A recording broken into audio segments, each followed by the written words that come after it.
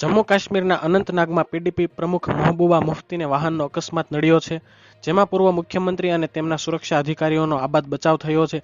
આ અંગે PDP media સેલે માહિતી આપી છે. મુફ્તી અનંતનાગના બોટ કોલોનીના આગની દુર્ઘટનાના પીડિતોને મળવા જઈ રહ્યા હતા. તેઓ જે વાહનમાં હતા તે સંપૂર્ણ ડેમેજ થઈ ગઈ છે. ઓમર અબ્દુલ્લાએ સોશિયલ મીડિયા એક્સ પર લખ્યું કે અકસ્માતમાં મહેબૂબા મુફ્તીનો આબાદ બચાવ થયો હોવાનું સાંભળીને ખુશી થઈ. અકસ્માતમાં ગંભીર ઘટના સર્જાવાની સંભાવના હતી.